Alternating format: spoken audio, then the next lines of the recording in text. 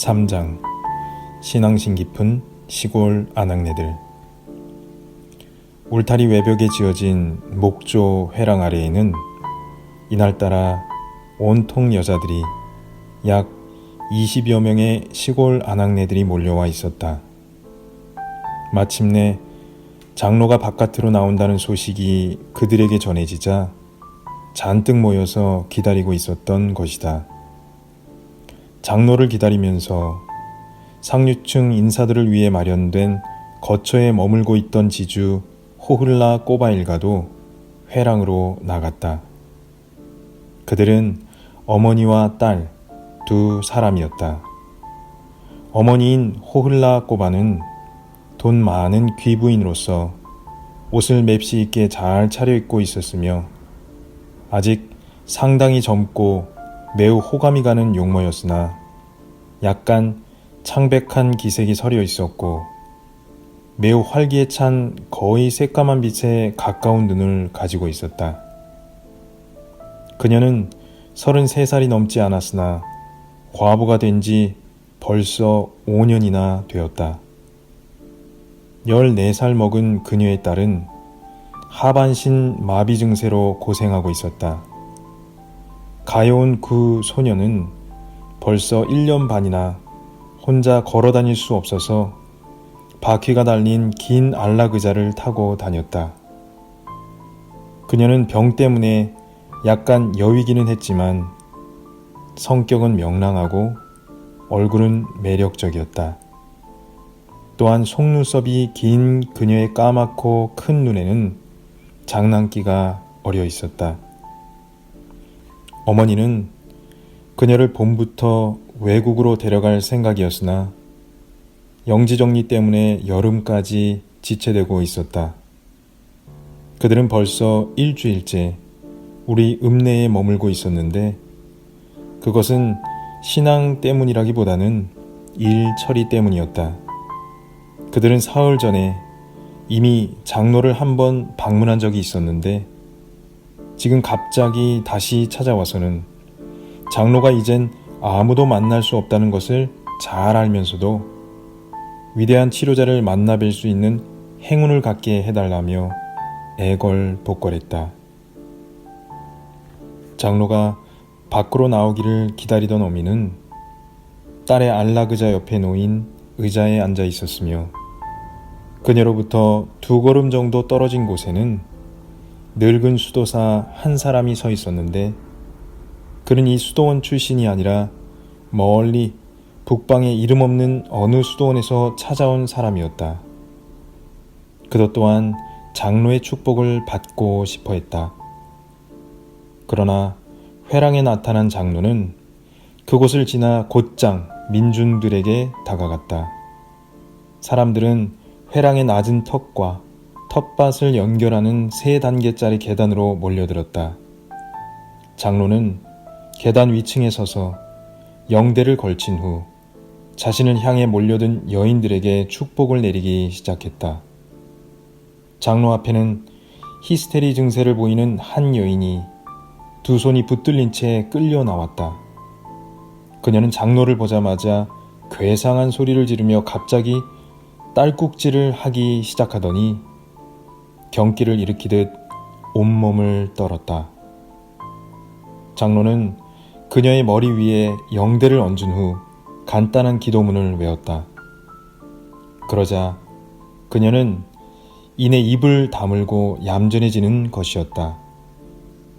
지금은 어떨지 모르지만 어린 시절 나는 마을이나 수도원에서 그런 미치광이 여인들을 흔히 보았고 이야기도 자주 들어왔다. 그런 여인들을 미사에 데려오면 교회가 떠들썩할 정도로 고함을 지르거나 개 짖는 소리를 내지만 성찬이 나오고 그 성찬 앞으로 끌려 나가면 금방 그 광란은 중단되고 언제나 병자는 잠시나마 얌전해지곤 했다. 이런 광경은 어린 나에게 무척 인상적이었으며 충격적이기까지 했다. 그러나 당시 꼬치꼬치 깨묻는 나의 질문에 일부 지주들이나 선생들로부터 그것은 일을 하지 않으려는 꾀병이므로 그에 어울리는 엄격한 조치로 아주 근절해 버릴 수 있다는 답변과 더불어 그것을 뒷받침하는 여러 가지 우스갯소리도 함께 들었다. 그러나 나는 나중에 전문 의들로부터 그것은 꾀병이 아니라 우리 러시아에 특히 많이 나타나는 무서운 부인병이며 그 병이야말로 우리 시골 여인들의 비참한 운명을 입증하는 것이라는 말을 들었다. 그것은 아무런 의학적 도움도 받지 못한 채 힘겨운 난산을 하고 난 이후 곧장 과격한 노동에 시달리는 데서 비롯되었다는 충격적인 이야기였다. 그 밖에도 그것은 헤어날 길 없는 슬픔이라든지 구타 등에서 비롯되는 병으로서 일부 여인들의 체질로는 도저히 감당해내지 못한다는 것이다. 발광을 하거나 자해를 하는 여인에 대한 괴이하고 순간적인 치료법은 그저 그녀를 성찬 앞으로 끌고 가는 것이었는데 그것은 꾀병에다가 설상가상으로 교권론자들이 꾸민 눈속임이라고 설명하는 사람들도 있었지만 분명히 자연스럽게 일어나는 현상이었다. 그리고 병자를 성찬 앞으로 끌고 나가는 아낙네들이나 무엇보다 병자 자신이 그와 같이 하면 병자에게 깃들어 있던 악귀가 더 이상 견디지 못한다는 것을 확고한 진리처럼 믿고 있었다. 그래서 성찬의 절을 하는 순간 신경질환에 걸려 있을 뿐만 아니라 심리적으로도 병적 상태에 놓여 있던 여인에게서 모든 신체 조직의 전율이 항상 일어났고 이러한 전율은 반드시 치료의 기적이 일어나리라는 기대감과 꼭 실현되고 말 것이라는 철저한 믿음에서 비롯되는 것이었다. 그리고 그것은 비록 한순간이나마 실현되었다. 바로 똑같은 일이 장로가 병자에게 영대를 얻는 이 순간에도 실현되었던 것이다. 장로에게 몰려든 많은 여인들은 순간적으로 강한 인상을 불러일으키는 감동과 환희의 눈물을 흘렸다. 다른 여인들은 장로의 옷자락에라도 입을 맞추려고 밀려들었고 나머지 여인들은 소리내어 울었다. 장로는 모든 사람들에게 축복을 내렸으며 어떤 사람들과는 대화를 나누었다. 장로는 그 히스테리 증세의 여자를 진작부터 알고 있었는데 그녀는 수도원에서 기껏해야 6베르스타 정도밖에 떨어지지 않은 가까운 시골 마을에서 데려온 여자로 과거에도 그에게 온 적이 있었다. 아, 멀리서 오신 분이로군. 아주 늙었다고 할 수는 없지만 깡마르고 바싹 여의었으며 햇볕에 그을린 것도 아니면서 까맣게 얼굴이 탄 어느 여인을 장로는 가리켰다. 그녀는 무릎을 꿇은 채 뚫어질 듯 장로를 바라보았다. 그녀의 시선 속에는 극단적인 감동이 서려 있는 듯 했다. 여인이 말했다. 멀리서 왔습니다, 신부님. 여기서 300베르스타나 떨어진 곳에서 왔습니다. 아주 먼 곳이지요, 신부님. 그녀는 뺨에 손바닥을 대고 머리를 좌우로 연신 가로저으며 말꼬리를 길게 끌었다. 그녀는 마치 통곡하고 있는 것처럼 말했다. 민중들에게는 필설로 다 못하고 꾹 참고 있는 슬픔이 있는데 그것을 가슴 속에 묻고 침묵하고 있을 뿐이다. 그러나 일시에 폭발해버리는 슬픔도 있다. 그 슬픔이 만일 눈물로 폭발해버리면 그 순간부터 통곡으로 변하게 된다. 특히 여자들이 그렇다. 그렇다고 해서 그것이 침묵하는 슬픔보다 덜 고통스러운 것은 아니다. 통곡은 가슴을 자극하고 폭발시킴으로써 위안을 가져다 준다. 그런 슬픔은 위안을 바라는 것이 아니라 억누를 수 없는, 해소될 수 없는 감각을 자양분으로 삼아 지탱된다. 통곡은 단지 상처를 끝없이 자극하려는 욕구에 불과한 것이다. 장로가 말했다. 소시민 계급 출신인 것 같은데? 장로는 호기심이 가득 찬 눈으로 바라보며 물었다. 여인이 말했다. 저희들은 도회지 사람들입니다, 신부님. 농민 출신이지만 도회지에 살고 있는 도회지 사람들입니다. 신부님, 신부님을 뵈려고 이렇게 온 것이죠. 신부님에 관한 소문을 들었어요. 신부님, 어린 아들놈의 장례식을 마치고 난 뒤 하느님께 기도를 드리려고 길을 나섰죠. 수도원을 3군데나 찾아다녔는데 한결같이 여기에, 다시 말해서 당신께 가보라고 이야기해 주더군요. 이곳에 도착한 다음 어제 여인숙에 머물고 오늘 신부님께 찾아온 것입니다. 장로가 말했다. 그런데 어째서 울고 있는 거요? 여인이 말했다. 아들놈이 불쌍해요, 신부님. 겨우 3살 박이었어요. 3달만 더 있으면 만 3살이 되는 아이였어요. 아들놈 때문에, 신부님, 아들놈 때문에 괴롭습니다. 마지막 남은 아이였지요. 니키투시카와 저 사이에는 자식이 넷 있었는데 모두 세상을 뜨고 말았습니다. 모두 말입니다. 장로님 모두요. 처음 새 아이들은 제 손으로 장례식을 치렀지만 그렇게 애석하지는 않았어요.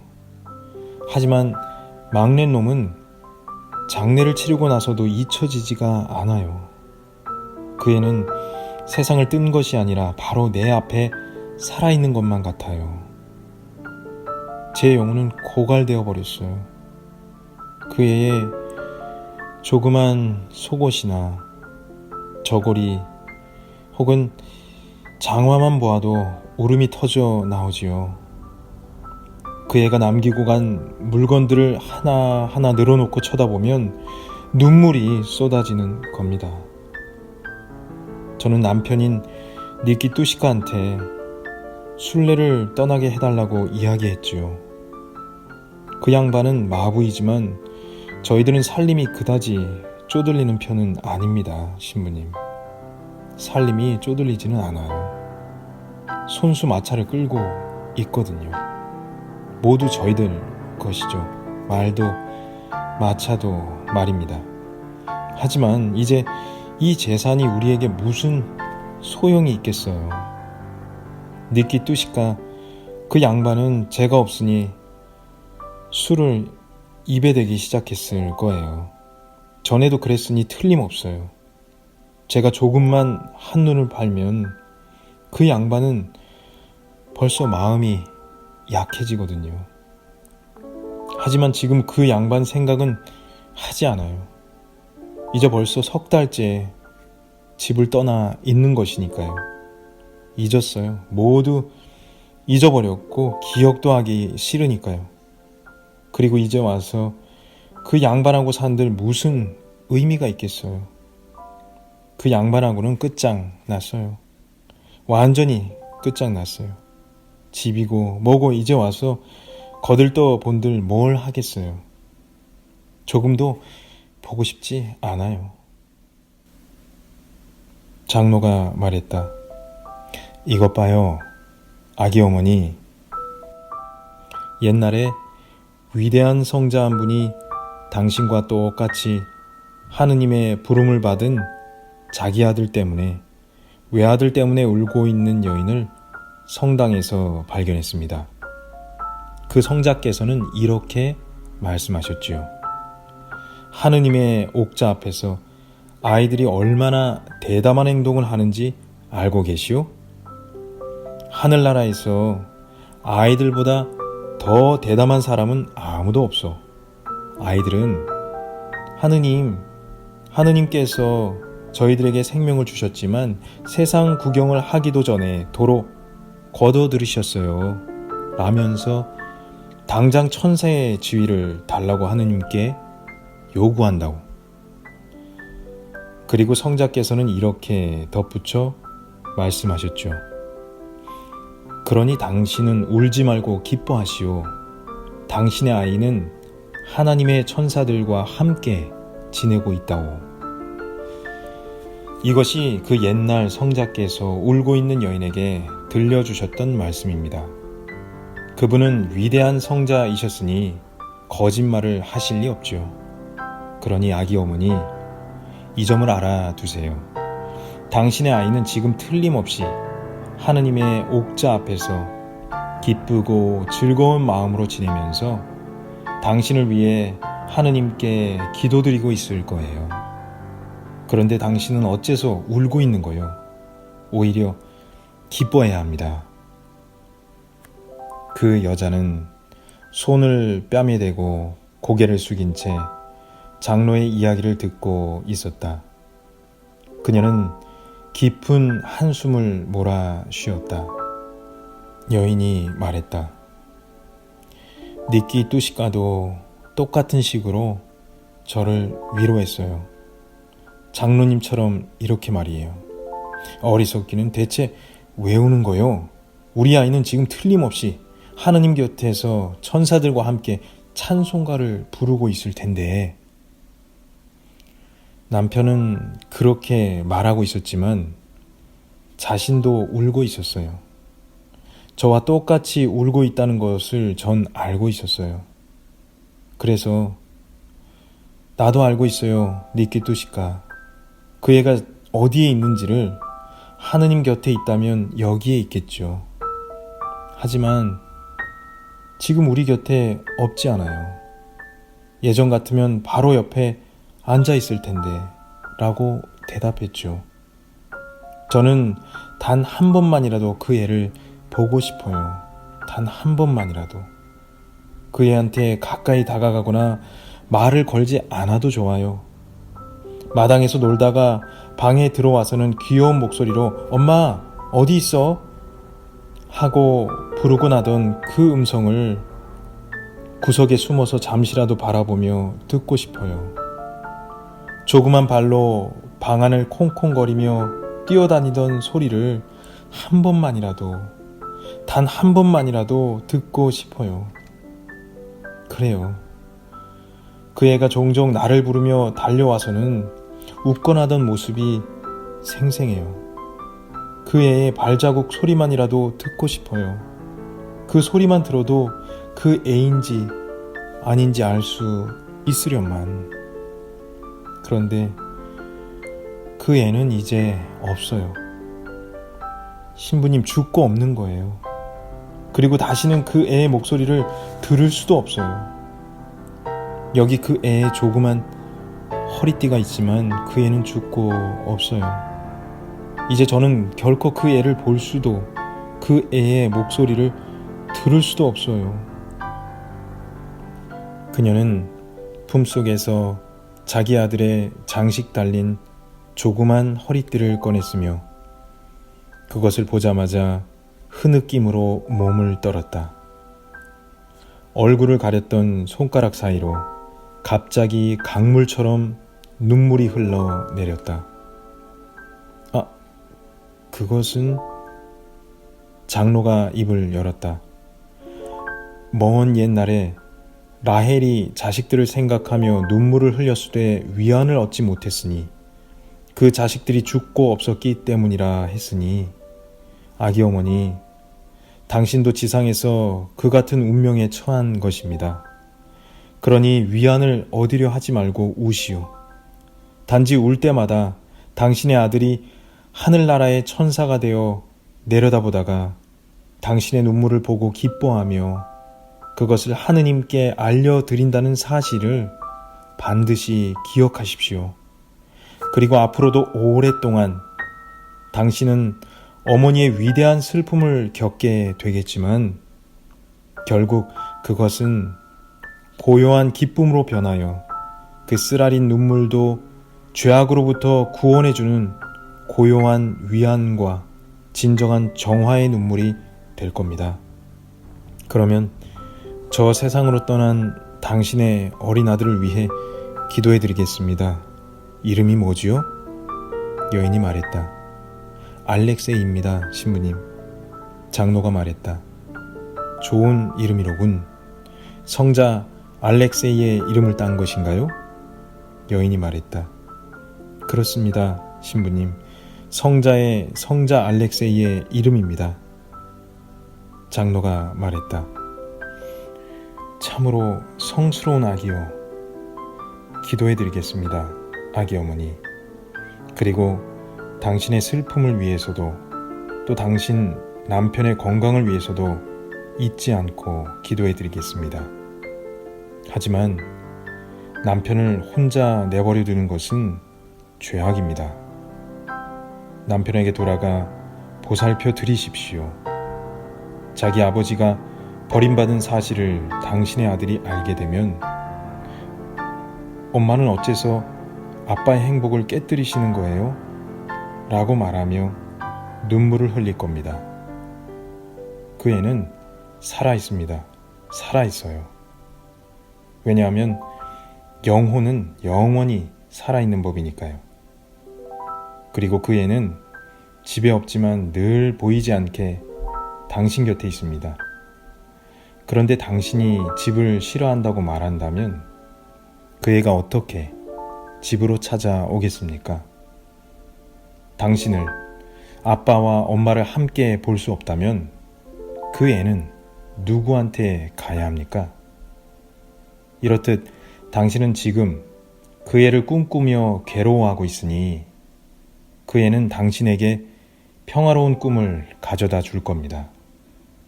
남편한테 돌아가십시오, 아기 어머니. 오늘 당장 말입니다. 여인이 말했다. 돌아가지요, 신부님. 당신 말씀대로 돌아가지요. 신부님께서는 제 마음을 헤아리셨어요. 니끼뚜시까, 오 나의 니끼뚜시까, 기다려요. 사랑하는 사람이요, 기다려줘요. 시골 아낙네는 흐느끼기 시작했다. 그러나 장로는 이미 순례자 차림이 아닌 도회지풍의 옷차림을 한 다른 노파에게로 몸을 돌렸다. 그녀의 눈빛으로 봐서 어떤 용무 때문에 무슨 이야기인가 하고 싶어서 왔다는 것을 알 수 있었다. 그녀는 자신이 하사관의 미망인으로서 우리 읍에서 그리 멀지 않은 곳에서 왔노라고 말했다. 그녀에게는 바센까라는 아들이 있는데 군 사령부에 근무하다가 시베리아의 이르쿠츠크로 전출을 떠났다고 한다. 그곳에서 편지 2통이 날아왔으나 그 후 벌써 1년 동안이나 편지 연락이 끊긴 상태였다. 그녀는 아들 소식을 묻고 다녔지만 실은 어디에 문의를 해야 좋을지조차 모르고 있었다. 노파가 말했다. 얼마 전에 스제빠니다 일레니시나 베드락이나라는 부유한 장사꾼의 아내가 이렇게 말하더군요. 프로호로브나 아드님을 추모하는 글을 써서 교회에 가져가요. 그리고 고인을 위해 기도드리세요. 그러면 아드님의 영혼이 향수 때문에 편지를 보내올 거예요. 스제빠니다 일레니시나는 여러 차례 경험해본 믿을만한 이야기라는 거예요. 그렇지만 저는 아무래도 의심스러워요. 장로님께서는 저희들의 빛이시니 그게 사실인지 거짓인지 그렇게 하는 게 좋은 일인지 아닌지 말씀해 주시겠습니까? 장로가 말했다. 그런 생각은 아예 하지 마세요. 그런 질문을 던지는 것조차 부끄러운 일이니까요. 살아있는 영혼에게, 그것도 친어머니가 죽은 사람을 대하듯 명복을 빈다는 게 말이나 됩니까? 그건 큰 죄악이요 마법과도 같은 것이지만 단지 무지에서 비롯된 것이니 용서받을 수는 있습니다. 그러니 우리들의 옹호자이시며 수호자이신 성모님께 아드님의 건강을 기원하시고 당신의 그릇된 생각에 대해서 용서를 비시는 편이 낫습니다. 다시 한번 말씀드리지요. 뿌로로구나. 아드님은 곧 돌아오거나 틀림없이 편지를 보내올 겁니다. 그러니 그렇게 아십시오. 어서 돌아가셔서 지금부터는 마음을 편히 가지십시오. 말씀드린 대로 아드님은 살아있습니다. 노파가 말했다. 사랑하는 신부님, 당신께 하느님의 은총이 함께 하소서. 장로님께서는 우리 모두를 위해, 우리들의 죄를 위해 기도를 드리시는 은인이십니다. 그러나 이미 장로는 마치 폐병이라도 앓는 듯 허약한 어느 젊은 농사꾼 부인이 자신을 향해 보내는 번뜩이는 시선을 군중 속에서 주목했다. 그녀는 아무 말 없이 쳐다보았으며 그 두 눈은 무언가를 호소하고 있었지만 앞으로 나서기를 두려워하는 것처럼 보였다. 장로가 물었다. 무슨 일로 왔습니까, 형제여? 여인이 말했다. 제 영혼을 용서해 주십시오, 신부님. 그녀는 서두르는 기색 없이 낮은 목소리로 조용히 말하고 나서 무릎을 꿇고 장로의 발 아래 절을 올렸다. 저는 죄를 지었습니다. 신부님, 저의 죄가 두렵기만 합니다. 장로는 아래 계단에 앉았고 그 여인은 무릎을 꿇은 채 그 앞으로 다가갔다. 과부가 된 지도 3년이 됩니다. 그녀는 몸을 떨기라도 하듯 들릴 듯 말 듯한 목소리로 말했다. 결혼 생활이 너무 힘들었습니다. 그이는 늙은 데다가 저를 몹시 두들겨 패곤 했으니까요. 그이가 병들어 눕자 그이를 바라보며 저는 이런 생각을 했습니다. 만일 건강을 회복해서 다시 자리에서 일어나면 그땐 어쩌지? 하고 말입니다. 그리고 그때 이런 생각이 문득 떠올랐습니다. 장로가 말했다. 잠깐만. 장로는 이렇게 말한 뒤 자신의 귀를 그 여인의 입에 바짝 갖다 댔다. 그 여인은 계속해서 낮은 목소리로 속삭였으므로 다른 사람들은 전혀 알아들을 수가 없었다. 그녀는 이내 이야기를 끝냈다. 장로가 물었다. 3년째라고요? 여인이 말했다. 3년째입니다. 처음에는 아무 생각도 없었는데 지금은 병이 나기도 하고 번민하게 되었습니다. 장로가 물었다. 먼 지방에서 오셨나요? 여인이 말했다. 여기서 500베르스타 떨어진 곳입니다. 장로가 물었다. 고해성사 때에 말씀하셨나요? 여인이 말했다. 말했습니다. 2번이나요. 장로가 물었다. 성찬을 허락하던가요? 여인이 말했다. 그렇습니다. 저는 두렵습니다. 죽는 것이 두렵습니다. 장로가 말했다. 아무것도 두려워하지 마십시오. 결코 두려워하지 마십시오. 번민하지도 마십시오. 회개하는 마음이 줄지만 않는다면 하느님께서도 용서하실 테니까요.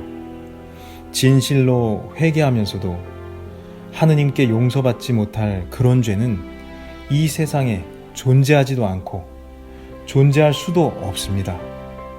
하느님의 무한한 사랑으로도 감당하지 못할 그런 큰 죄를 인간은 결코 범할 수 없는 것입니다. 하느님의 사랑을 초월할 수 있는 그런 죄가 가능하겠습니까? 회개에 대해서만 끊임없이 배려하시고 두려움일랑 마음속에서 몰아내십시오. 하느님께서는 당신이 상상할 수도 없을 만큼 당신을 사랑하고 계신다는 것을 믿으십시오. 비록 당신이 죄를 짓기는 했지만 죄 지은 모습 그대로를 하느님께서는 사랑하고 계십니다. 예로부터 하늘나라에서는 10사람의 경건한 신도보다도 한 사람의 회개하는 자를 더 기쁘게 여기신다는 말씀이 전해오고 있습니다. 아무 걱정 말고 돌아가십시오. 사람들 때문에 괴로워하지 마시고 모욕을 받더라도 화내지 마십시오. 죽은 남편이 모욕했던 그 모든 것을 마음속으로부터 용서하시고 진심으로 그분과 화해하십시오. 만일 당신이 회개하신다면 사랑하기 때문인 것입니다. 당신이 사랑하게 된다면 당신은 이미 하느님의 백성이 되는 것입니다. 사랑을 통하면 얻지 못할 것이 없고 구원받지 못할 것이 없습니다. 당신과 똑같은 죄인에 불과한 나 같은 사람도 당신을 동정하고 불쌍히 여긴다면 하느님께서는 그 이상이시겠지요. 사랑은 너무나 귀중한 보화이며 그것으로는 온 세상도 살 수 있는 것이니 자신뿐 아니라 다른 사람들의 죄조차도 속죄할 수 있는 것입니다. 그러니 아무 걱정 말고 돌아가세요. 장로는 그녀를 향해 3번 성호를 그었고 자신의 목에서 조그만 성상을 벗어서 그녀에게 걸어 주었다. 그녀는 아무 말 없이 머리가 땅에 닿도록 절을 했다. 장로는 자리에서 일어나 갓난아이를 품에 안고 있는 건강한 여인을 즐거운 마음으로 바라보았다. 여인이 말했다. 빛의 고리아에서 왔습니다, 장로님. 장로가 말했다. 여기에서 6베르스타 떨어진 곳이긴 하지만 갓난아이를 안고 오느라 힘드셨겠군요. 그래, 무슨 일이신가요? 여인이 말했다. 장로님을 뵈려고 왔습니다. 종종 찾아왔었는데 벌써 잊으셨는지요? 저를 잊으셨다면 장로님의 기억력도 별로 좋지 않으신 거예요. 몸져 누우셨다는 소문이 있기에 손수 만나 뵈어야겠다는 생각이 들었죠. 그런데 이렇게 뵈니까 병환 중이신 게 아니네요. 아직도 20년은 더 사시겠어요. 정말이에요. 부디 하느님의 가호가 있으시게. 그리고 장로님을 위해 기도드리는 분들이 적지 않은데 병에 걸리시다니요. 장로가 말했다. 정말 고맙습니다. 여인이 말했다. 이 기회에 조그만 부탁 하나 드리겠어요. 여기 60 꽃배이가가 있으니 신부님께서 저보다 더 불쌍한 사람들에게 나눠주세요. 여기에 온 일에 신부님을 통해 적선하도록 하자. 신부님께서는 누구에게 돈을 줘야 할지 아실 테니까 라는 생각이 들었어요. 장로가 말했다. 고맙습니다. 마음이 참 고우신 분이로군요.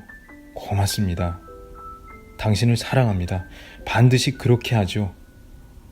품에 안긴 아이는 여자아이인가요? 여인이 말했다. 여자아이예요, 신부님. 리자베타라고 하죠. 하느님께서 2사람을 당신과 어린 딸 리자베타를 축복해 주실 겁니다. 당신은 내 마음을 기쁘게 해주었습니다, 아기 어머니. 자, 안녕히들 가세요. 여러분, 안녕히들 가세요, 사랑하는 형제들. 그는 모든 사람들을 축복한 뒤 공손히 머리 숙여 인사했다.